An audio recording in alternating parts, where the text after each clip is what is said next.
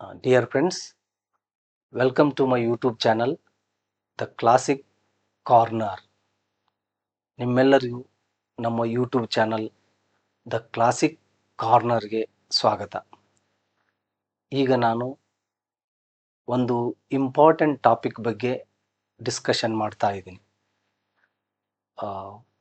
That is on phrase sentence clause. It includes a phrasal verb also. Okay, phrase ಅಂತ topic ಬಂದಾಗ ಇವುಗಳು ಅಥವಾ ಇವುಗಳನ್ನು ತಿಳ್ಕೊಳ್ಬೇಕಾಗಿದ್ದು ಭಾಳ important. Exam point of view ಆದರೂ ಆಗಿರಲಿ ಅಥವಾ ನಮಗೆ ಇಂಗ್ಲೀಷ್ ಗ್ರಾಮರ್ದಲ್ಲಿ ನಾಲೆಜ್ ಬೇಕಂದರೆ ಇವುಗಳ ಬಗ್ಗೆ ಡಿಫ್ರೆನ್ಸ್ ತಿಳ್ಕೊಳ್ಬೇಕು.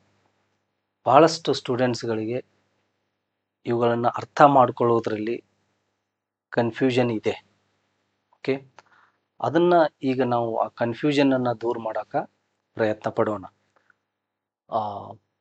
That is phrase sentence clause. ಈ ಕಾಂಪಿಟೇಟಿವ್ ಎಕ್ಸಾಮ್ದಲ್ಲೂ ಈ ಟಾಪಿಕ್ ಮೇಲೆ ಕಂಪಲ್ಸರಿ ಒಂದು ಕ್ವಶನ್ ಇದ್ದೇ ಇರ್ತದೆ. ಡೈರೆಕ್ಟಾಗಿ ಇರಲಿಕ್ಕಿಲ್ಲ, ಬಟ್ ಇಂಡೈರೆಕ್ಟಾಗಿ ಈ ಕ್ಲಾಸ್ ಅಂತ ಏನಂತ ಗೊತ್ತಾದಾಗ ಇನ್ನೊಂದು ಟಾಪಿಕ್ ಮೇಲೆ ಕ್ವಶನ್ ಕೇಳಿರ್ತಾರಲ್ಲ, ಆ ಕ್ವಶನನ್ನು ನೀವು ಸಾಲ್ವ್ ಮಾಡಬಹುದು. ಅಂಡರ್ಸ್ಟ್ಯಾಂಡಿಂಗ್ ಆಗುತ್ತೆ ಆ ಕ್ವಶನ್ ನಿಮಗೆ. ಈ ಕ್ಲಾಸ್ ಅಂತ ನಿಮಗೆ ಗೊತ್ತಿರದೇ ಇದ್ದಾಗ ಆ ಕ್ವಶನ್ಗೆ ಆನ್ಸರ್ ಮಾಡೋಕೆ ಆಗ್ತಿರೋದಿಲ್ಲ. ಹಾಗಾಗಿ ಎಲ್ಲ ಟಾಪಿಕ್ಸು ಕಾಂಟ್ರಿಬ್ಯೂಟ್ ಮಾಡ್ತಾವೆ ನಿಮ್ಮ ಎಕ್ಸಾಮ್ದಲ್ಲಿ ಸಕ್ಸಸ್ ಆಗಬೇಕಾದ್ರೆ. ಯಾವುದು ನೆಗ್ಲೆಕ್ಟನ್ನು ಅಥವಾ ಯಾವ ಟಾಪಿಕನ್ನು ನೆಗ್ಲೆಕ್ಟನ್ನು ಮಾಡಬಾರ್ದು. That is very important. Okay, let's get into the topic. ಏನು? Phrase sentence and clause. First one, phrase. ನೋಡ್ರಿ, ಫ್ರೇಸ್ ಇದು ಮೊದಲನೇದಾಗಿ ತಿಳ್ಕೊಡ್ರಿ. A group of words. ಇದು ಒಂದು ಪದಗಳ ಗುಂಪು. ಇದೇ ಫೈನಲ್ ಅಲ್ಲ, ಮುಂದಿದೆ. ಇದು ಒಂದು ಪದಗಳ ಗುಂಪು. ಎ ಗ್ರೂಪ್ ಆಫ್ ವರ್ಡ್ಸ್, ಶಬ್ದಗಳ ಗುಂಪು. ಆ ಗುಂಪು it does not make complete meaning.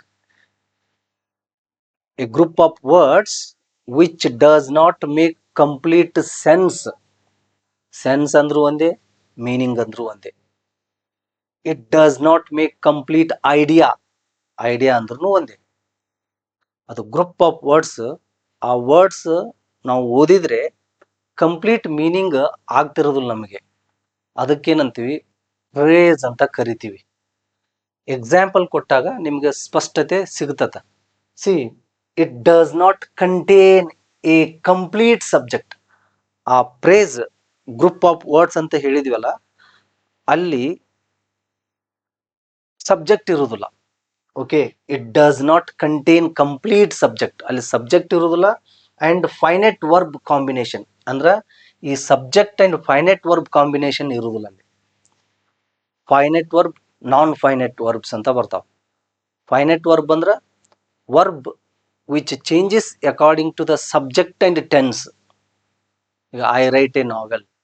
Right ಅನ್ನೋದು finite verb. I am writing a novel. Writing ಅನ್ನೋದು finite verb. I have written a novel. Written ಅನ್ನೋದು finite verb. Okay, according to tense change ಆಗ್ತಾ ಇದೆ ನೋಡ್ರಿ. ಅದಕ್ಕೇನಂತೀವಿ ನಾವು? ಫೈನೈಟ್ ವರ್ಬ್ ಅಂತೀವಿ. Write, wrote, written. I wrote a novel. Wrote. Okay, according to tense and subject verb changes. He writes ಅಂತೀವಿ. Write ಇದ್ದದ್ದು writes ಆಯಿತು, ಸಿಂಪಲ್ ಪ್ರೆಸೆಂಟ್ ಟೆನ್ಸ್ದಲ್ಲಿ. ಅದು ಸಬ್ಜೆಕ್ಟಿಗೆ ಮತ್ತು ಟೆನ್ಸ್ಗೆ ಏನು ಬದಲಾವಣೆ ಆದಂಗೆಲ್ಲ ಅದು ಚೇಂಜ್ ಆಗ್ತಿರ್ತದ. ಅದಕ್ಕೆ ಫೈನೈಟ್ ವರ್ಬ್ ಅಂತೀವಿ. ನಾನ್ ಫೈನೈಟ್ ವರ್ಬ್ ಅಂತಂದರೆ ಅದು ಪಾರ್ಟಿಸಿಪಲ್, ಜಿರಂಡ್ ಮತ್ತು ಇನ್ಫಿನಿಟಿವ್. ಇವುಗಳಿಗೆ ನಾನ್ ಫೈನೈಟ್ ವರ್ಬ್ ಅಂತೀವಿ. For example, swimming is an good exercise. Reading improves our knowledge. Swimming, reading. I called him to give my notes. To give ಅನ್ನೋದು infinitive. Verb ಒನ್ ಹಿಂದೆ ಅದಕ್ಕಿಂತ ಮೊದಲು ಟು ಇದ್ದಾಗ ಅದಕ್ಕೆ ನಾವು ಇನ್ಫಿನಿಟಿವ್ ಅಂತ ಕರಿತೀವಿ. ಈ ಇನ್ಫಿನಿಟಿವ್, ಪಾರ್ಟಿಸಿಪಲ್ ಮತ್ತು ಜಿರಂಡ್ ಇವುಗಳಿಗೆ ಏನಂತೀವಿ? ನಾನ್ ಫೈನೈಟ್ ವರ್ಬ್ ಅಂತ ಕರಿತೀವಿ. Okay, they do not change according to the subject, ಅವೇ ಸಬ್ಜೆಕ್ಟ್ ಆಗಿರ್ತಾವ ಅಲ್ಲಿ. ಓಕೆ, ಆ್ಯಂಡ್ ಇನ್ಫಿನಿಟಿವ್ ಸಬ್ಜೆಕ್ಟ್ ಆಗಿರೋದಿಲ್ಲ. ಅದಕ್ಕಾಗಿ ಅವುಗಳನ್ನು ನಾವು ಯೂಸ್ ಮಾಡ್ತಿರ್ತೀವಿ. ಯಾವುದು ಜಿರಂಡ್, ಪಾರ್ಟಿಸಿಪಲ್ ಮತ್ತು ಇನ್ಫಿನಿಟಿವ್. ನಾನ್ ಫೈನೈಟ್ ವರ್ಬ್ ಅಂತ ಅನ್ನಿಸ್ದಂಗ ಅಥವಾ ಕಾಣ್ತಿರ್ತಾವ, ಅದ್ರ ವರ್ಬ್ ಆಗಿರೋದಿಲ್ಲ ಅವು. ಓಕೆ, ನೌನ್ ಆಗಿ ಆಕ್ಟ್ ಮಾಡ್ತಿರ್ತದ ಯಾವುದು ಜಿರಂಡ, ಪಾರ್ಟಿಸಿಪಲ್ ಎಡ್ಜೆಕ್ಟಿವ್ ಆಗಿ ಆಕ್ಟ್ ಮಾಡ್ತಿರ್ತದ. Okay, like this. Infinitive act ಮಾಡ್ತಿರೋದಿಲ್ಲ ಅದು. To give, to come, to go, ಈ ಅರ್ಥಗಳನ್ನ ಕೊಡೋದಕ್ಕೆ ನಾವು ಇನ್ಫಿನಿಟಿವ್ ಅಂತ ಕರಿತೀವಿ. ಈಗ ನೋಡ್ರಿ, ಫ್ರೇಸ್ ಅಂದ್ರೇನು? A group of words which does not give full meaning, complete sense, complete idea, and it does not contain a complete subject and a finite verb combination. Only verb combination ಅಂದ್ರೂ okay. Verb ಇರೋದಿಲ್ಲ, subject ಇರೋದಿಲ್ಲ, verb ಇರೋದಿಲ್ಲ ಆ group of ವರ್ಡ್ಸ್ದಲ್ಲಿ. ಇಂಥದಕ್ಕೆ ಏನಂತೀವಿ ನಾವು? Phrase ಅಂತ ಕರಿತೀವಿ. Very simple. Group of words ಅಂದ್ರೆ 4 ವರ್ಡ್ಸ್ ಇರ್ಬೋದು, 3 ವರ್ಡ್ಸ್ ಇರ್ಬೋದು, 3 ವರ್ಡ್ಸ್, 4 ವರ್ಡ್ಸ್, 5 ವರ್ಡ್ಸ್ ಇರ್ಬೋದು. ಅದೊಂದು ಗ್ರೂಪ್ ಆಫ್ ವರ್ಡ್ಸ್. ಅದು ಕಂಪ್ಲೀಟ್ ಮೀನಿಂಗ್ ಅನ್ನ ಕೊಡ್ತಿರೋದಿಲ್ಲ. ಅದನ್ನ ಹೇಳಿದ ತಕ್ಷಣ ಮೀನಿಂಗ್ ಕೊಡ್ತಿರೋದಿಲ್ಲ. ಮೀನಿಂಗ್ ಸಿಗ್ತಿರ್ತತ, ಆದ್ರೆ ಕಂಪ್ಲೀಟ್ ಆಗಿ ಇರೋದಿಲ್ಲ. ಮೀನಿಂಗ್ ಇಲ್ವೇ ಇಲ್ಲನೋ? ಇಲ್ಲ, ಇರುತ್ತೆ, ಆದರೆ ಕಂಪ್ಲೀಟ್ ಆಗಿ ಇರುವುದಿಲ್ಲ. ಕಂಪ್ಲೀಟ್ ಸೆನ್ಸ್ ಸಿಗ್ತಿರೋದಿಲ್ಲ ನಮಗೆ. Okay, and it does not contain subject and finite verb combination. ಅಲ್ಲಿ ಸಬ್ಜೆಕ್ಟ್ ಇರುವುದಿಲ್ಲ. ಸಬ್ಜೆಕ್ಟ್ ಅಂದ್ರೆ I, we, you, he, she, it, they, ಇವುಗಳು ಇರುವುದಿಲ್ಲ ಅಲ್ಲಿ. ಅದ್ರ ಬದಲಾಗಿ ಪರ್ಸನ್ ನೇಮ್ ಇರ್ಬೋದು ಅಥವಾ ಮತ್ತೊಂದು ಇರ್ಬೋದು. Like this. ಈಗ ನೋಡ್ರಿ, a phrase can not stand alone as a sentence. You can not call it as a sentence ಅಂತ ನೀವು ಕರೆಯಕ್ ಆಗೋದಿಲ್ಲ ಅದನ್ನ. ಸೆಂಟೆನ್ಸ್ ಡೆಫಿನಿಷನ್ ನಿಮಗೆ ಗೊತ್ತಿದೆ. ಸೆಂಟೆನ್ಸ್ ಅನ್ನೋದು ಫುಲ್ ಮೀನಿಂಗ್ ಕೊಡ್ತಿರ್ಬೇಕು. ನಾವು ಸೆಂಟೆನ್ಸ್ ಫುಲ್ ಮೀನಿಂಗ್ ನಮಗೆ ಕೊಡ್ತಿರ್ಬೇಕು. ಇಲ್ಲೇನಿದೆ? ಫ್ರೇಸ್ ಅನ್ನೋದು group of words, it does not give you full meaning ಅಂತ ಹೇಳ್ತೀವಲ್ಲ. ಅದಕ್ಕಾಗಿ you can not, or phrase can not stand alone as a sentence. ಒಂದು ಸೆಂಟೆನ್ಸ್ ಆಗಿ ಅದು ಇರುವುದಿಲ್ಲ.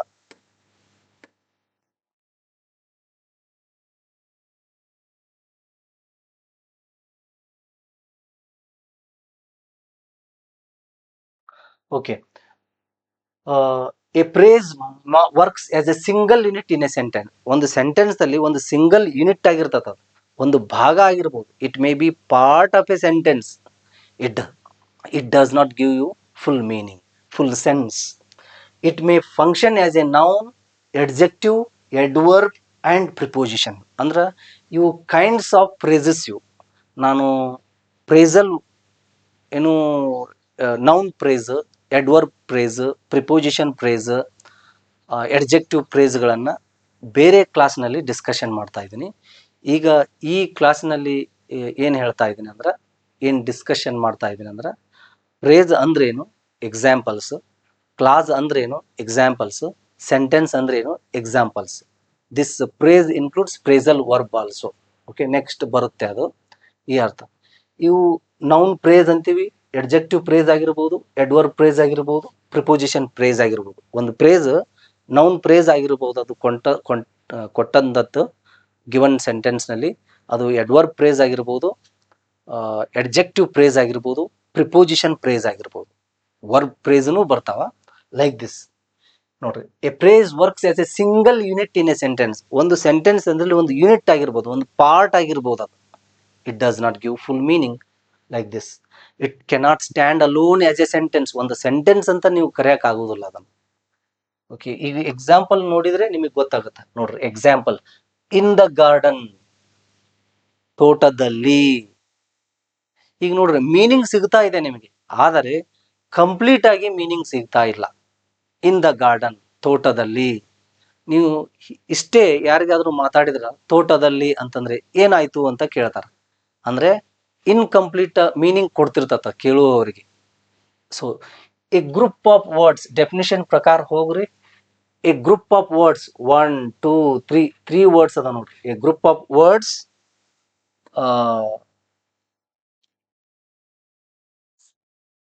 group of words which does not give you full meaning. It cannot stand alone as a sentence. ಒಂದು sentence ಅಂತ ನಿಮ್ಗೆ ಕರೆಯಕ್ ಆಗುದಿಲ್ಲ ಅದನ್ನ. ಈಗ ಯಾವ್ದಾದ್ರು ನೋಡ್ರಿ, after the meeting, on his success, at the bus stop, for his courage. Okay, they cannot stand alone as a sentence, they are part of sentence. ಒಂದು ಸೆಂಟೆನ್ಸ್ ಅದ ಭಾಗ ಆಗಿರ್ಬೋದು ಅವು. ಇವುಗಳಿಗೆ ಪ್ರೇಸ್ ಅಂತ ಕರಿತೀವಿ ನಾವು. Okay, about his success, with love and care. ನೋಡ್ರಿ, ಪ್ರಿಪೋಸಿಷನ್ ದಿಂದ ಚಲೋ ಆಗ್ತಿರ್ತಾವ ಸೆಂಟೆನ್ಸ್ ದಲ್ಲಿ ಹೆಚ್ಚು ಪ್ರೇಸಸ್. ನೋಡ್ರಿ, these groups of words give some meaning ಸಿಗ್ತಾ ಇದೆ ನಿಮಗೆ, but they are incomplete. They do not give you full idea, full sense, complete sense, because do not express a full idea. As I told you, ನಿಮಗೆ complete idea ಅಥವಾ sense ಸಿಗುವುದಿಲ್ಲ. ತೋಟದಲ್ಲಿ, ಸಭೆಯ ನಂತರ, okay, ಪ್ರೀತಿಯಿಂದ, ರೈಲ್ವೆ ಎಲ್ಲಿ, ಆಕಾಶದಲ್ಲಿ, in the sky, ಅವನ ಧೈರ್ಯಕ್ಕಾಗಿ, ಬಸ್ ಸ್ಟಾಪಿನಲ್ಲಿ. ನೋಡ್ರಿ, ಇಷ್ಟೇ ಹೇಳಿದಾಗ ಮೀನಿಂಗ್ ಸಿಗ್ತಾ ಇಲ್ಲ ನಿಮಗೆ, but they may be turned into a sentence. These phrases can be converted into a sentence. Sentence ಅನ್ನಾಗಿ ನಾವು ಮಾಡ್ಬೋದು ಅವುಗಳನ್ನು ಯೂಸ್ ಮಾಡ್ಕೊಂಡು. ಈಗ for example, I am sitting in the garden, ಈಗ ಒಂದು ಸೆಂಟೆನ್ಸ್ ಆಯ್ತು ನೋಡ್ರಿ. These phrases can be turned into a sentence. I met him after the meeting ಆದ ನಂತರ ನಾ ಭೇಟಿ ಆದೆ ಅವನ್ನ. ಇನ್ನು ಸೆಂಟೆನ್ಸ್ ಅಲ್ಲಿ ಯೂಸ್ ಆಗ್ತಾವು. On his success, the principal praised him on his success, for his success, on his success. At the bus stop, she was standing at the bus stop for his courage. He was, appreciated for his courageous act, like this. ಈ ಪ್ರೇಸಸ್ಗಳನ್ನ ನಾವು sentence ಅನ್ನಾಗಿ convert ಮಾಡಬಹುದು. Okay, but ಇವುಗಳಿಗೆ ಮಾತ್ರ ನಾವು praise ಅಂತೀವಿ. Complete ಆಗಿ group of words ಇರ್ತಾವ, ಕಂಪ್ಲೀಟ್ ಆಗಿ ಮೀನಿಂಗ್ ಇರೋದಿಲ್ಲ. They cannot stand alone as a sentence. They R unit in a sentence. ಒಂದು ಸೆಂಟೆನ್ಸ್ ಅದು ಒಂದು ಯೂನಿಟ್ ಅವು, ಪಾರ್ಟ್ ಅವು ಅಷ್ಟೇ. ಈಗ ಹೇಳಿದ್ನಲ್ಲ ಆ ಥರ. This is called phrase. Okay, ನಿಮಗೆ ಕಂಪ್ಲೀಟ್ ಆಗಿ ಇದ್ರ ಬಗ್ಗೆ ಐಡಿಯಾ ಸಿಕ್ತು ಅಂತ ಅನ್ಕೊಳ್ತೀವಿ. ಈಗ ನೆಕ್ಸ್ಟ್ ಒನ್, ಪ್ರೇಸಲ್ ವರ್ಬ್ ಅಂತ ಬರ್ತಾವೆ. ಕಂಪಲ್ಸರಿ ಈ ಪ್ರೇಸಲ್ ವರ್ಬ್ ಬಂದ್ಮೇಲೆ ಕ್ವಶನ್ ಇದ್ದೇ ಇರ್ತದೆ ಕಾಂಪಿಟೇಟಿವ್ ಎಕ್ಸಾಮ್ಗೆ. ಕ್ವಶನ್ನು ನೀವು ತಿಳ್ಕೊಡ್ರಿ, ಡೈರೆಕ್ಟ್ ಆಗಿ ಬಂದಿರೋಕ್ಕಿಲ್ಲ. ಪ್ರೇಸಲ್ ವರ್ಬ್ ಮೇಲೆ ಒಂದು ಪ್ರೇಸಲ್ ವರ್ಬ್ ಕೊಟ್ಟು ಅದನ್ನ ಅರ್ಥ ಹೇಳ್ರಿ ಅಂತೇಳಿ ಡೈರೆಕ್ಟ್ ಆಗಿನೂ ಬಂದಿರ್ತಾವ. ಒಮ್ಮೊಮ್ಮೆ ಡೈರೆಕ್ಟ್ ಆಗಿ ಬರದೇ ಇದ್ರು ಇನ್ಡೈರೆಕ್ಟ್ ಆಗಿ ಬಂದಿರ್ತಾವ. ಇನ್ಡೈರೆಕ್ಟ್ ಅಂದ್ರೆ ಹೇಗೆ, ಒಂದು ಪ್ಯಾರಾದಲ್ಲಿ ಅಥವಾ ಒಂದು ಕ್ವಶನ್ದಲ್ಲಿ ಅವನು ಬಂದಿರ್ತಾವ. ಅದ ಪ್ರೇಸಲ್ ವರ್ಬ್ದ ಮೀನಿಂಗ್ ಗೊತ್ತಾದಾಗ ಮಾತ್ರ ನೀವು ಆ ಕ್ವಶನ್ಗೆ ಕರೆಕ್ಟ್ ಆನ್ಸರ್ ಹುಡುಕಾಕ ಪ್ರಯತ್ನ ಪಡ್ಬೋದು. ಇಲ್ಲದೇ ಇದ್ರೆ ನಿಮಗೆ ಏನೇನೋ ಅರ್ಥ ಕೊಡ್ತಿರ್ತದ ಪ್ರೇಸಲ್ ವರ್ಬ್ ಮೀನಿಂಗ್ ಗೊತ್ತಿರದೇ ಇದ್ರೆ. ಅದಕ್ಕಾಗಿ ಎಲ್ಲ ಟಾಪಿಕ್ ಭಾಳ ಇಂಪಾರ್ಟೆಂಟ್. ಈ ಗ್ರಾಮರ್ದಲ್ಲಿ, ಎಸ್ಪೆಷಲಿ ಇಂಗ್ಲಿಷ್ ಗ್ರಾಮರ್ದಲ್ಲಿ, all topics are equally important. Even smallest of the small topic, ಅದನ್ನು ನೀವು ಇನ್ ಡೀಟೇಲ್ ಆಗಿ ಕಲಿಬೇಕು. ಯಾವ ರೀತಿ, ಯಾವಾಗ, ಎಲ್ಲಿ, ಹೇಗೆ ಹೆಲ್ಪ್ ಆಗುತ್ತೆ ಅನ್ನೋದು ಗೊತ್ತನೇ ಆಗೋದಿಲ್ಲ. ಓಕೆ, ಅದಕ್ಕೆ ಭಾಳಷ್ಟು ಸ್ಟೂಡೆಂಟ್ಸ್ ಏನು ಮಾಡ್ತಾರೆ, ಇದು ಇಂಪಾರ್ಟೆಂಟ್ ಇಲ್ಲ ಅಂತೇಳಿ ಬಿಟ್ಟು ಹೋಗ್ಬಿಡ್ತಾರೆ. ಅದೇ ಪ್ರಾಬ್ಲಮ್ ಆಗ್ತಾ ಇರೋದು ಅಲ್ಲಿ. ಕ್ವಶನ್ಗೆ ಆನ್ಸರ್ ಯಾಕೆ ಬರ್ತಾ ಇಲ್ಲ ಅಂದ್ರೆ, ಹೀಗೆ ನೆಗ್ಲಿಜೆನ್ಸ್ ತೋರಿಸೋದಕ್ಕೇ ಅಲ್ಲಿ ಆನ್ಸರನ್ನು ಕಂಡು ಹಿಡಿತಾ ಇಲ್ಲ. ಓಕೆ, ಈಗ ನೋಡ್ರಿ, ಪ್ರೇಸಲ್ ವರ್ಬ್ ಇದು ಭಾಳ important. It is a combination of a verb and one or more particles such as preposition and or adverb. Particles ಅಂದ್ರೆ ಪಾರ್ಟ್ಸ್ ಅಂತ ಇಟ್ಕೊಡ್ರಿ. Preposition or adverb together they produce meaning different from original verb. ಒಂದು verb ಇರ್ತತ, ಅದರ ಆ verb original ಆಗಿ ಏನು meaning ಕೊಡ್ತಿರ್ತತೋ ಆ ಮೀನಿಂಗ್ ಇರೋದಿಲ್ಲ ಅದಕ್ಕೆ. ನೀವು ತಿಳ್ಕೊಡ್ರಿ, ಒಂದು ವರ್ಬ್ ಇರುತ್ತ, ಒಂದು ಪ್ರಿಪೋಸಿಷನ್ ಇರ್ತದ ಅಥವಾ ಎಡ್ವರ್ಬ್. ಓಕೆ, ಆ ಅರ್ಥದಲ್ಲಿ ಎಡ್ವರ್ಬ್ ಪ್ರಿಪೋಸಿಷನ್, ವರ್ಬ್ ಪ್ರಿಪೋಸಿಷನ್. ಒಂದು ವರ್ಬ್ ಇರ್ತತ, ಒಂದು ಪ್ರಿಪೋಸಿಷನ್ ಇರ್ತತ, ಅದು ಎರಡು ಸೇರಿ ಒಂದು ಮೀನಿಂಗ್ ಅನ್ನ ಪ್ರೊಡ್ಯೂಸ್ ಮಾಡ್ತಿರ್ತತ. Okay, like this it is a combination of a verb and one or more particles one or more particles. ಇವು ಪಾರ್ಟಿಕಲ್ಸ್ ಅಂತಂದ್ರೆ ಪ್ರಿಪೋಸಿಷನ್ಸ್ ಭಾಳ ಇರ್ಬೋದಂತ. Up, on, in, like this. Phrase prepositions ಅಂತ ಬರ್ತಾವ, ಸಿಂಪಲ್ ಪ್ರಿಪೋಸಿಷನ್ ಅಂತ ಬರ್ತಾವ. Praise preposition ಅಂದ್ರೆ particles ಭಾಳ ಇರ್ತಾವ, ಅಂದ್ರೆ 3-4 ಸೇರಿ ಒಂದು ಮೀನಿಂಗ್ ಕೊಡ್ತಿರ್ತತ. ವರ್ಬ್ ಒಂದೇ ಇರ್ತತ. ಲೈಕ್ ದಿಸ್ ಎಕ್ಸಾಂಪಲ್ ನೋಡಿದ್ರೆ ಗೊತ್ತಾಗುತ್ತ. Together they produce meaning different from original verb. Phrasal verbs make ಇವುಗಳನ್ನು ಯೂಸ್ ಮಾಡೋದ್ರ ಮೂಲಕ if you use phrasal verbs, your English looks natural ಆಗಿ ಮಾತಾಡಕ್ ಕಲಿತೀರಿ ಅಂತ ನೀವು. Phrasal verbs make English natural and fluent ಆಗಿ ನೀವು ಮಾತಾಡ್ತಿದ್ದೀರಿ ಅಂತ ಅರ್ಥ. ನೀವು ಪ್ರೇಸಲ್ ವರ್ಬ್ಸ್ ಅನ್ನ ಬಳಕೆ ಮಾಡ್ತಾ ಇದ್ರ. ಯಾವಾಗ್ಲೂ ಮಾಡ್ತಾ ಇರಬಾರ್ದು. ಈ ಪ್ರೇಸಲ್ ವರ್ಬ್ ಆದ್ರೂ ಆಯ್ತು, ಇಡಿಯಮ್ಸ್ ಆದ್ರೂ ಆಯ್ತು. ನನಗೆ ಸಿಕ್ಕಾಪಟ್ಟೆ ಬಹಳಷ್ಟು ಪ್ರೇಸಲ್ ವರ್ಬ್ಸ್ ಗೊತ್ತಿದಾವ, ಬಹಳಷ್ಟು ಇಡಿಯಮ್ಸ್ಗಳು ಗೊತ್ತಿದಾವ ಅಂತ ತಿಳ್ಕೊಂಡು ಒಂದು 5 ನಿಮಿಷ ಮಾತಾಡಿದ್ರೆ ಅಥವಾ 10 ನಿಮಿಷ ಮಾತಾಡಿದ್ರೆ ಅದರಲ್ಲಿ 7-8 ನಿಮಿಷ ಪ್ರೇಸಲ್ ವರ್ಬ್ನ ಇರಬಾರ್ದು. ಓಕೆ, ಒಂದು 10 ಸೆಂಟೆನ್ಸ್ ಮಾತಾಡಿದ್ರೆ 7-8 ಸೆಂಟೆನ್ಸ್ದಲ್ಲಿ ಪ್ರೇಸಲ್ ವರ್ಬುದು ಇಡಿಯಮ್ನೇ ಇರಬಾರ್ದು. ಅಲ್ಲಿ ಸನ್ನಿವೇಶಕ್ಕೆ ತಕ್ಕಂಗೆ, ಸಂದರ್ಭಕ್ಕೆ ತಕ್ಕಂತೆ ಮಾತ್ರ ಅವುಗಳನ್ನ ಯೂಸ್ ಮಾಡ್ಬೋದು. ಇಲ್ಲದೇ ಇದ್ರೆ ಸೆಂಟೆನ್ಸ್ ಕೆಟ್ಟ ಹೋಗುತ್ತೆ, ಅದು ಗೊತ್ತಾಗುತ್ತ. ಓಕೆ, ಇದನ್ನ ಹಿಂದಿನ ವಿಡಿಯೋಸ್ದಲ್ಲಿನೂ ನಾನು ಹೇಳಿದ್ದೀನಿ. ಈಗ ನೋಡ್ರಿ, phrasal verbs make English natural and fluent. This is the importance of phrasal verb. They make, okay, using phrasal verb makes English natural and fluent. Native speakers use them frequently in daily conversation. ಬಹಳ ಸಲ use ಮಾಡ್ತಿರ್ತಾರ ಅವನ್ನ ಸಾಂದರ್ಭಿಕವಾಗಿ. Frequently ಅಂದ್ರೆ ಮೇಲಿಂದ ಮೇಲೆ ಅನ್ನೋ ಅರ್ಥ ಇದ್ರೂ ಸಹಿತ ಆ ಥರ ಅಲ್ಲ, ಸಾಂದರ್ಭಿಕವಾಗಿದ್ದಾಗ ಯೂಸ್ ಮಾಡ್ತಿರ್ತಾರೆ native speakers. Okay, instead of using direct verb, ಅವ್ರು ಏನ್ ಮಾಡ್ತಾರ, ಪ್ರೇಸಲ್ ವರ್ಬ್ ಅನ್ನ ಯೂಸ್ ಮಾಡ್ತಾರೆ. Like this is the definition of phrasal verb. It is a combination of verb or one or more particles such as preposition or adverb. Together they produce meaning different from original verb.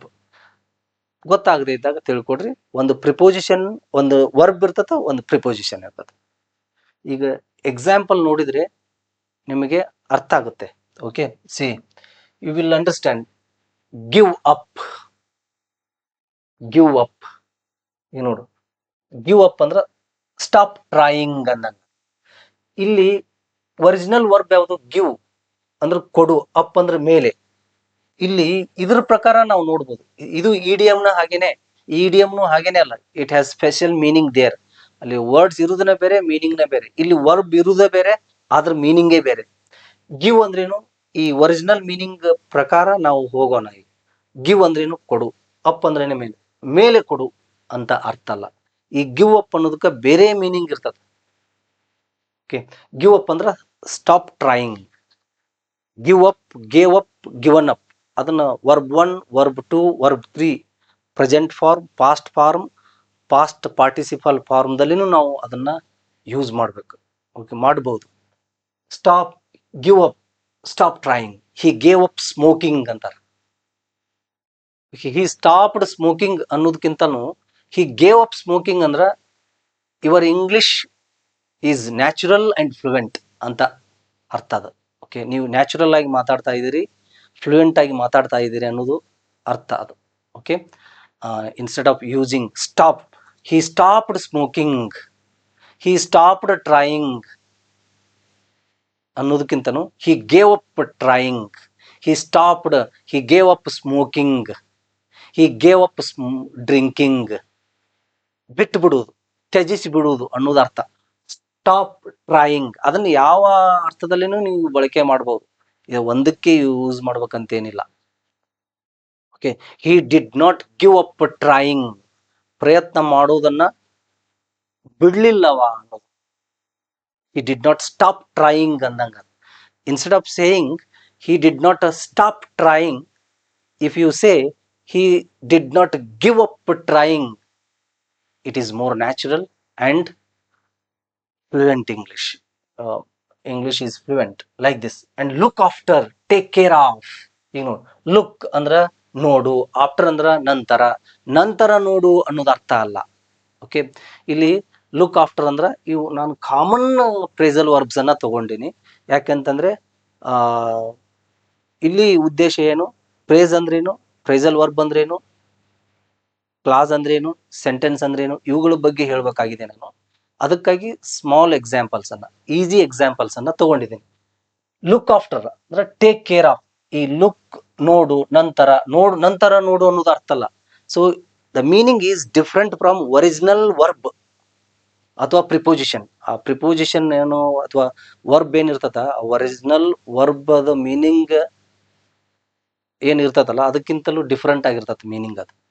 Okay, take care of, ಜೋಪಾನ ಮಾಡು, ನೋಡಿಕೊಳ್ಳು, ರಕ್ಷಿಸು ಅಂದಂಗ.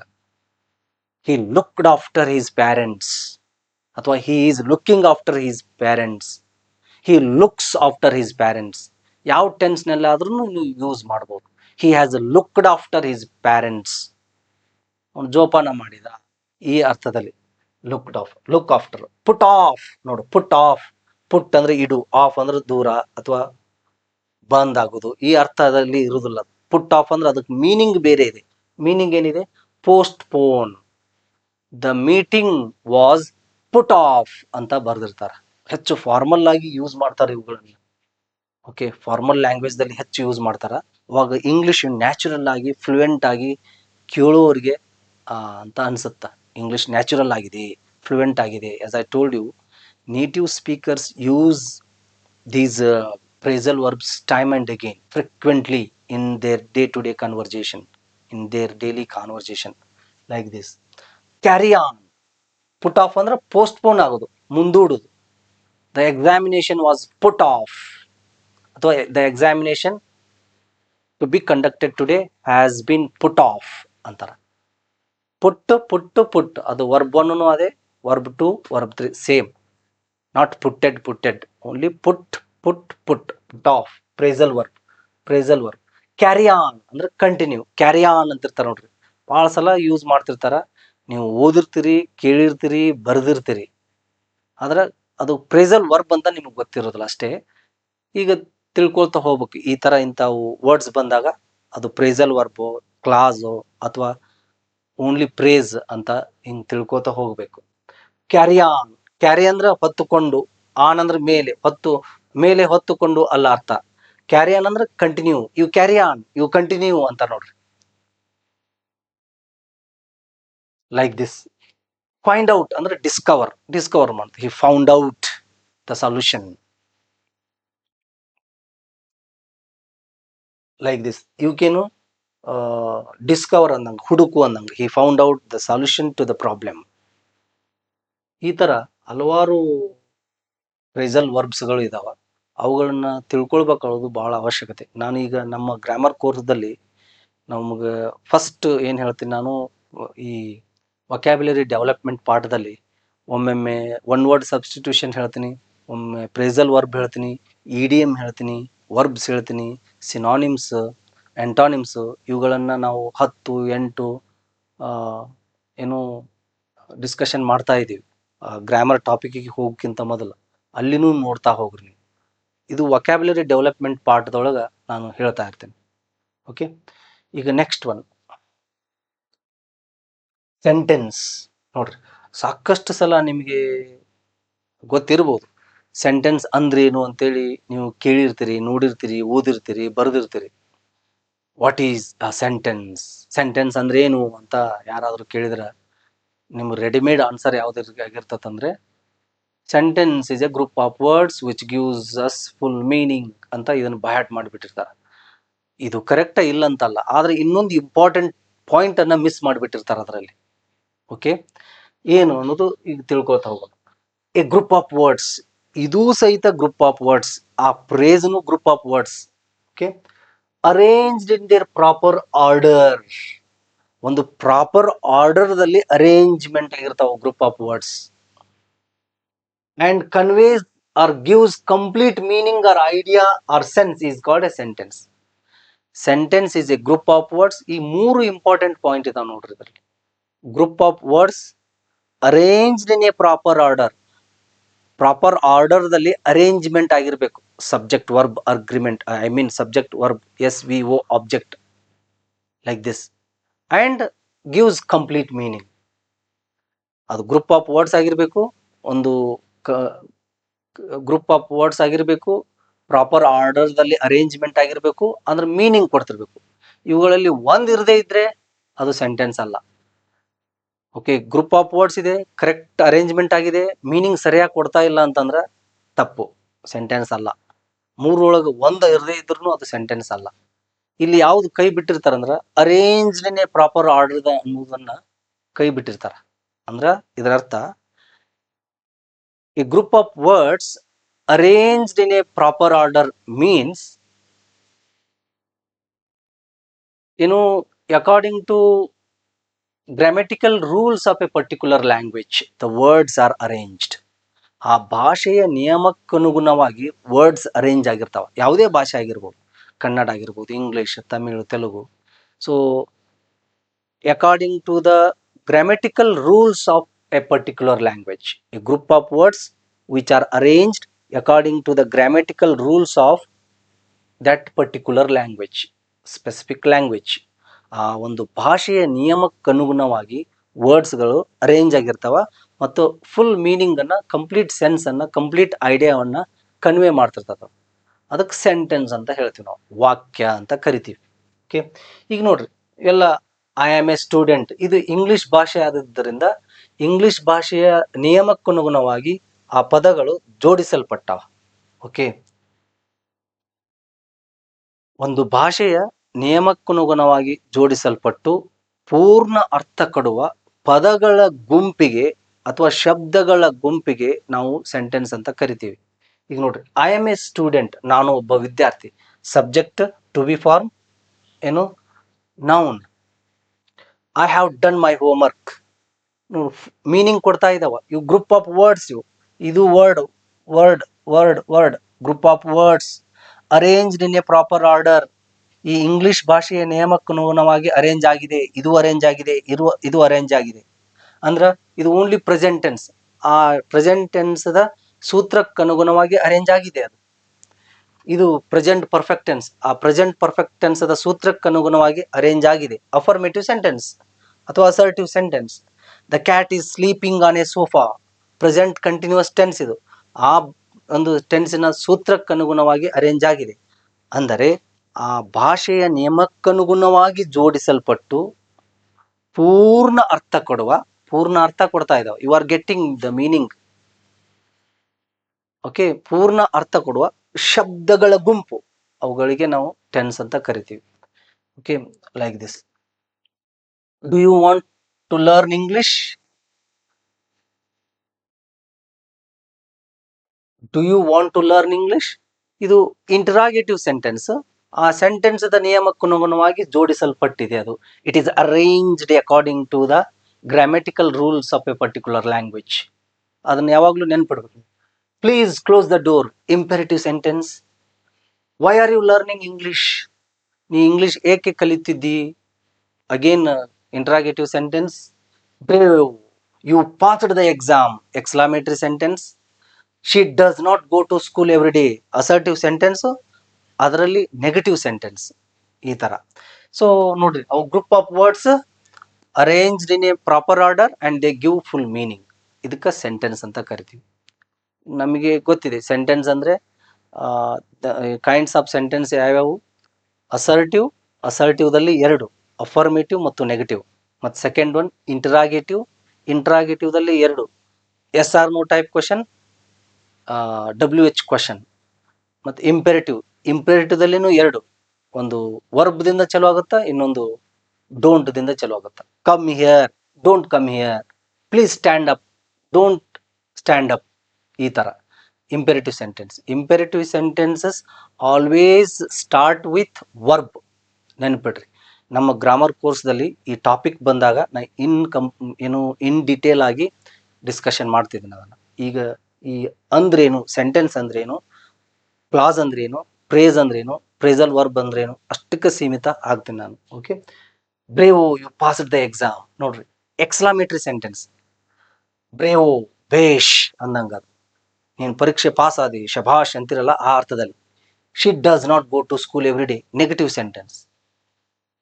Okay, sentence is a group of words arranged in a proper order. ಅಂದ್ರೆ ಆ group of words arranged in a proper order and gives complete sense or meaning is called sentence. Okay, next ಪ್ರೇಸ್ನು ಸಹಿತ ಅಲ್ಲಿ ಏನಾಗಿರೋದಿಲ್ಲ, ಅಲ್ಲಿ group of words ಇರ್ತದೆ, ಅಲ್ಲಿ meaning ಕೊಡ್ತಿರೋದಿಲ್ಲ. Okay, ಇಷ್ಟು ನೀವು ಕನೆಕ್ಟ್ ಮಾಡ್ಕೋತಾ ಹೋಗ್ಬೇಕು. Then clause, this is also very important. Clause group of words ನೋಡ್ರಿ, 3 ಗ್ರೂಪ್ ಆಫ್ ವರ್ಡ್ಸ್ ಅವು. Group of words which forms part of a sentence. Sentence ದ ಭಾಗ ಅದು. ಓಕೆ, ಇದು ಪ್ರೇಸ್ನು ಸಹಿತ ಸೆಂಟೆನ್ಸ್ ದ ಭಾಗ. ಆದ್ರೆ ಪ್ರೇಸ್ ದಲ್ಲಿ ಸಬ್ಜೆಕ್ಟ್ ಮತ್ತು ವರ್ಬ್ ಫೈನೈಟ್ ವರ್ಬ್ ಕಾಂಬಿನೇಷನ್ ಇರುವುದಿಲ್ಲ. ಇಲ್ಲಿ ವರ್ಬ್ ಇಲ್ಲಿ ಸಬ್ಜೆಕ್ಟ್ ಇರ್ತತ, ವರ್ಬ್ ಇರ್ತತಿ ಇಲ್ಲಿ. ಓಕೆ, ಈ group of words which forms a part of a sentence, ಅದು ಗ್ರೂಪ್ ಆಫ್ ವರ್ಡ್ಸ್ ಸೆಂಟೆನ್ಸ್ ಅದ ಒಂದು ಭಾಗವಾಗಿರ್ತದ. ಇದು ಸಹಿತ ಫುಲ್ ಮೀನಿಂಗ್ ಕೊಡ್ತಾ ಇರುವುದಿಲ್ಲ. ಪ್ರೇಸ್ ಮತ್ತು ಕ್ಲಾಸ್ ಫುಲ್ ಮೀನಿಂಗ್ ಕೊಡ್ತಾ ಇರೋದಿಲ್ಲ, ಓನ್ಲಿ ಸೆಂಟೆನ್ಸ್ ಫುಲ್ ಮೀನಿಂಗ್ ಕೊಡ್ತಾ ಇರ್ತತ. ಪ್ರೇಸಲ್ ವರ್ಬ್ ಸೆಪರೇಟ್ ಆಗಿರ್ತಾವ. ಈಗ ನೋಡಿ, it contains subject and predicate. Full meaning ಕೊಡದೇ ಇದ್ರೂ ಅಲ್ಲಿ ಸಬ್ಜೆಕ್ಟ್ ಇರ್ತತ, ಪ್ರೆಡಿಕೇಟ್ ಇರ್ತ. ಪ್ರೆಡಿಕೇಟ್ ಅಂದ್ರ it is a part of sentence which tells us about subject. Subject ಬಗ್ಗೆ ಹೇಳ್ತಿರ್ತದ. What the subject is, what the subject does, what was done to the subject, ಅಥವಾ what is being done to the subject. ಈ ತರ ಹೇಳುವಂಥದ್ದು ಅದು predicate. ಅಂದ್ರ like this, ಅಲ್ಲಿ ಇರುವಂತ ಸಬ್ಜೆಕ್ಟ್ ಬಿಟ್ಟು ಉಳಿದಿದ್ದೆಲ್ಲ ಪ್ರೆಡಿಕೇಟ್ ಅಂತ ನೀವು ಈಗಿನ ಮಟ್ಟಿಗೆ ತಿಳ್ಕೊಳ್ಬೇಕು. So it contains subject and predicate. Some clauses can stand alone as sentences while others cannot. ಈ ಕ್ಲಾಸಸ್ಗಳಲ್ಲಿ ಮೇನ್ ಆಗಿ ನೋಡ್ರಿ, ಪ್ರಿನ್ಸಿಪಲ್ ಕ್ಲಾಸ್ ಇದೆ, ಸಬ್-ಆರ್ಡಿನೇಟ್ ಕ್ಲಾಸ್ ಇದೆ.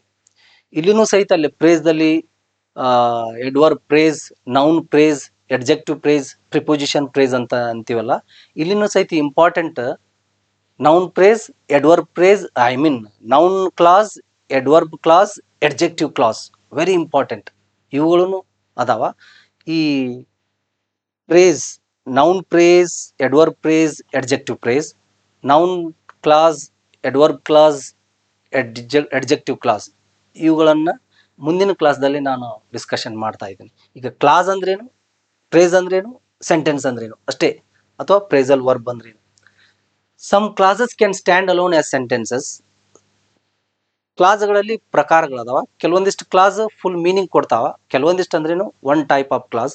ದೆನ್ ಇನ್ನೊಂದು ಟೈಪ್ ಆಫ್ ಕ್ಲಾಸ್ ಅದು ಫುಲ್ ಮೀನಿಂಗ್ ಕೊಡೋದಿಲ್ಲ. ಈ ಅರ್ಥದಲ್ಲಿ part of sentence which forms a part of sentence, I mean group of words which forms a part of sentence and it has subject and predicate. ಅದರಲ್ಲಿ ಸಬ್ಜೆಕ್ಟ್ನು ಇರ್ತತ, ಪ್ರೆಡಿಕೇಟ್ನು ಇರ್ತತ, meaning ಕೊಡ್ತಿರೋದಿಲ್ಲ ಅಷ್ಟೇ. Clauses also can be turned into a sentence, can be converted into a sentence. ಹೇಗೆ ಪ್ರೇಸ್ಗಳನ್ನು ನಾವು sentence ಅನ್ನಾಗಿ ಕನ್ವರ್ಟ್ ಮಾಡ್ಬೋದು. I am sitting in the garden as I told you in the beginning. ಇಲ್ಲಿನೂ ಹಾಗೇನೆ ಆ class ಅನ್ನ ಬಳಸಿಕೊಂಡು ಒಂದು ಸೆಂಟೆನ್ಸ್ ಅನ್ನ ಮಾಡ್ಬೋದು. ಓಕೆ, ಇದರಲ್ಲಿ ಮೇನ್ ಆಗಿ ಪ್ರಿನ್ಸಿಪಲ್ ಕ್ಲಾಸ್ ಅಂತ ಬರ್ತಾವ, ಸಬ್-ಆರ್ಡಿನೇಟ್ ಕ್ಲಾಸ್ ಅಂತ ಬರ್ತಾವ. I mean coordinating clause, subordinating clause. Coordinating ಕ್ಲಾಸ್ದಲ್ಲಿ ಫುಲ್ ಮೀನಿಂಗ್ ಇರ್ತತ, ಸಬ್-ಆರ್ಡಿನೇಟಿಂಗ್ ಕ್ಲಾಸ್ದಲ್ಲಿ ಫುಲ್ ಮೀನಿಂಗ್ ಇರುವುದಿಲ್ಲ. Okay, sorry, this one subordinating clause. ಇಲ್ಲಿ ನೋಡ್ರಿ, ಎರಡೆರಡು ಹೆಸರು ಇರ್ತಾವ, ಪ್ರಿನ್ಸಿಪಲ್ ಕ್ಲಾಸ್, ಸಬ್-ಆರ್ಡಿನೇಟಿಂಗ್ ಕ್ಲಾಸ್. ಈ ಪ್ರಿನ್ಸಿಪಲ್ ಕ್ಲಾಸಿಗೆ ಇನ್ನೊಂದು ಹೆಸರು ಏನಂದ್ರೆ ಮೇನ್ ಕ್ಲಾಸ್ ಅಂತೀವಿ. ಮೇನ್ ಕ್ಲಾಸ್ ಫುಲ್ ಮೀನಿಂಗ್ ಕೊಡ್ತಿರ್ತತ. ಓಕೆ, ಫುಲ್ ಮೀನಿಂಗ್ ಕೊಡ್ತಿರ್ತತ, not coordinating clause. Main clause, subordinating clause. Coordinating conjunction ಅದು, ಕ್ಲಾಸ್ ಅಲ್ಲ. ಈಗ ನೋಡ್ರಿ, ಕ್ಲಾಸ್ಗಳಲ್ಲಿ ಮೇನ್ ಆಗಿ 2 ಟೈಪ್ಸ್. ಒಂದು ಮೇನ್ ಕ್ಲಾಸ್ ಮತ್ತು ಸಬ್-ಆರ್ಡಿನೇಟ್ ಕ್ಲಾಸ್.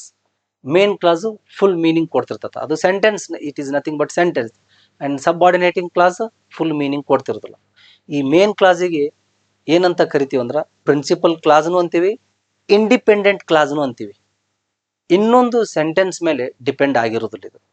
ಸಬ್-ಆರ್ಡಿನೇಟಿಂಗ್ ಕ್ಲಾಸಿಗೆ ಇಂಡಿಪೆಂಡೆಂಟ್ ಅಂತ ಕ್ಲಾಸ್ ಅಂತ ಹೇಳುವುದಿಲ್ಲ, ಸ್ವತಂತ್ರವಾಗಿರುವುದಿಲ್ಲ, ಅದು ಡಿಪೆಂಡೆಂಟ್ ಕ್ಲಾಸ್ ಅಂತಲೂ ಹೇಳ್ತೀವಿ ನಾವು ಅದಕ್ಕೆ.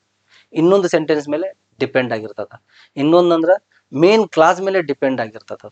ಮೇನ್ ಕ್ಲಾಸ್ ಅನ್ನು ಹೇಳಿದಾಗ ಮಾತ್ರ ಅದಕ್ಕೆ ಅರ್ಥ ಬರ್ತಿರ್ತದ, ಅದಕ್ಕೆ ಕ್ಲಾಸ್ ಅಂತ ಹೇಳ್ತೀವಿ. ಓಕೆ, ಈಗ ಸೆಂಟೆನ್ಸ್ ನೋಡಿದ್ರೆ ಗೊತ್ತಾಗುತ್ತೆ ಕ್ಲಾಸಸ್. ಇವೆಲ್ಲ ಕ್ಲಾಸ್ ಇವು. Because she was ill, group of words which forms a part of sentence. It contains subject and verb. ಅದು ಹೆಲ್ಪಿಂಗ್ ವರ್ಬ್ನು ಇರ್ಬೋದು, ಸಬ್ಜೆಕ್ಟ್ ಅಂಡ್ ವರ್ಬ್. ಪ್ರೆಡಿಕೇಟ್, ಸಬ್ಜೆಕ್ಟಿವ್ ಎಲ್ಲ ಪ್ರೆಡಿಕೇಟ್ ಅಂತ ತಿಳ್ಕೊಬೇಕು. ಬಿಕಾಸ್ ಶಿ ವಾಸ್ ಇಲ್, ಏಕೆಂದರೆ ಅವಳು ಅನಾರೋಗ್ಯದಿಂದಿದ್ದಳು. ಇದು ಮೀನಿಂಗ್ ಇಲ್ಲ. ಇಟ್ ಫಾರ್ಮ್ಸ್ ಆಫ್, ಇದು ಒಂದು ಸೆಂಟೆನ್ಸ್ ಪಾರ್ಟ್ ಇದೆ, ಆದ್ರೆ ಮೀನಿಂಗ್ ಇಲ್ಲ. ಪ್ರೇಸ್ ಹಾಗೆ, ಪ್ರೇಸ್ದಲ್ಲಿ ಪ್ರೇಸ್ಗೆ ಮತ್ತು ಕ್ಲಾಸಿಗೆ ಏನ್ ಡಿಫರೆನ್ಸ್? ಅಲ್ಲಿ ಸಬ್ಜೆಕ್ಟ್ ಮತ್ತು ಸಬ್ಜೆಕ್ಟ್ ಇರುವುದಿಲ್ಲ, ಅಲ್ಲಿ ವರ್ಬ್ ಇರುವುದಿಲ್ಲ. ಇಲ್ಲಿ ವರ್ಬ್ನು ಇರ್ತತ, ಸಬ್ಜೆಕ್ಟ್ನು ಇರ್ತತ, ಅಥವಾ ಪ್ರೆಡಿಕೇಟ್ ಇರ್ತತ, ಮೀನಿಂಗ್ ಕೊಡ್ತಿರುವುದಿಲ್ಲ. Like this, because she was ill when the rain stopped, although he tried hard when I was walking in the street. ನೋಡ್ರಿ, these clauses can be converted into a sentence.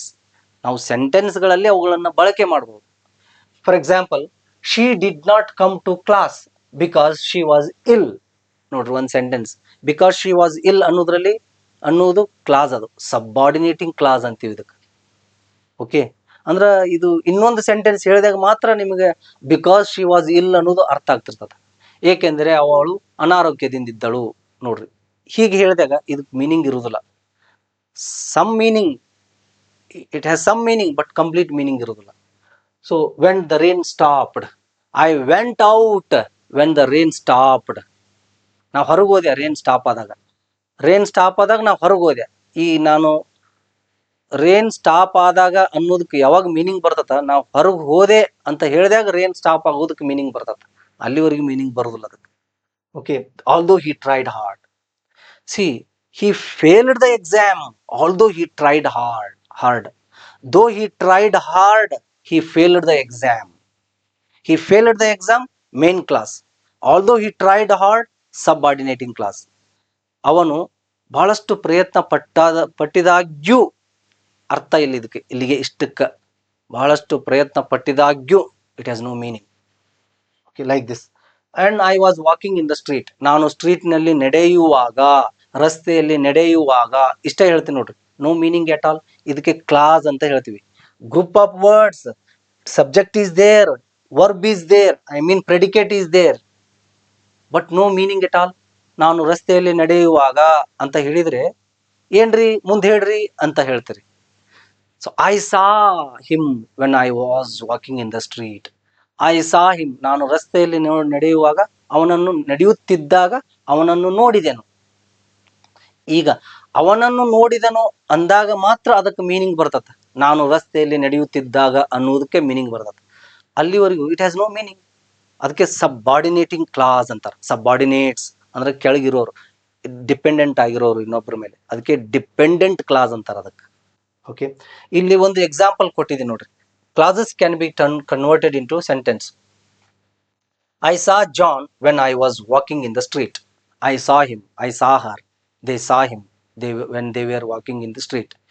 ಇಂಥವು ಹಲವಾರು ಎಕ್ಸಾಂಪಲ್ಸ್ಗಳನ್ನು ನೀವು ಕಟ್ಕೊಳ್ಬೋದು. Okay, ಇದು ಇವತ್ತಿನ class. Phrase ಅಂದ್ರೇನು, phrasal verb ಅಂದ್ರೇನು, ಸೆಂಟೆನ್ಸ್ ಅಂದ್ರೇನು, ಕ್ಲಾಸ್ ಅಂದ್ರೇನು. ಫ್ರೇಸ್ ಅಂದ್ರೆ ಗ್ರೂಪ್ ಆಫ್ ವರ್ಡ್ಸ್, ಒಂದು ಸೆಂಟೆನ್ಸ್ ಯೂನಿಟ್ ಅದು. ಸೆಂಟೆನ್ಸ್ ಅಂದ್ರೇನು? Group of words arranged in A particular or arranged in a proper order according to the grammatical rules of a particular language and gives full meaning. Clause andrenu? Group of words which forms part of a sentence but does not give full meaning. It has subject and predicate. Phrasal verb andra adu group of words, I mean it has combination of preposition, adverb and verb. So ಇವುಗಳನ್ನು ನಾವು ತಿಳ್ಕೊಳ್ಬೇಕಾಗದ್ದು ಭಾಳ important. ಬೇರೆ grammar ಟಾಪಿಕನ್ನು ಅರ್ಥ ಮಾಡ್ಕೊಳ್ಬೇಕಾದ್ರೆ ಭಾಳ important. ಮೊದಲಿಂದನೂ ಅಥವಾ ಬಿಗಿನಿಂಗ್ದಿಂದನೂ ಅಥವಾ and ಎಂಡ್ವರೆಗೂ ಬಿಗಿನಿಂಗ್ದಿಂದ ಎಂಡ್ವರೆಗೂ ನೀವು ಈ ವಿಡಿಯೋವನ್ನು ನೋಡ್ರಿ. ಅಂದ್ರೆ ಚೆನ್ನಾಗಿ ಅರ್ಥ ಆಗುತ್ತಾ. ನೀವು ನಡುವ ಏನು ಸ್ಕಿಪ್ ಮಾಡ್ಕೋತ ಹೋದ್ರೆ ಅದು ಕರೆಕ್ಟಾಗಿ ನಿಮಗೆ ಸ್ಪಷ್ಟತೆ ಸಿಗುವುದಿಲ್ಲ. ಅದಕ್ಕಾಗಿ from beginning to end watch this video. Okay, you will get you will understand the meaning of these important words. Okay, ಇದರೊಂದಿಗೆ ನನ್ನ ಈ ಕ್ಲಾಸನ್ನು ಮುಗಿಸ್ತಾ ಇದ್ದೀನಿ. ನಮ್ಮ ವಿಡಿಯೋಸ್ಗಳನ್ನು ಲೈಕ್ ಮಾಡಿರಿ, ಶೇರ್ ಮಾಡಿರಿ, ಸಬ್ಸ್ಕ್ರೈಬ್ ಮಾಡಿರಿ. Thank you very much.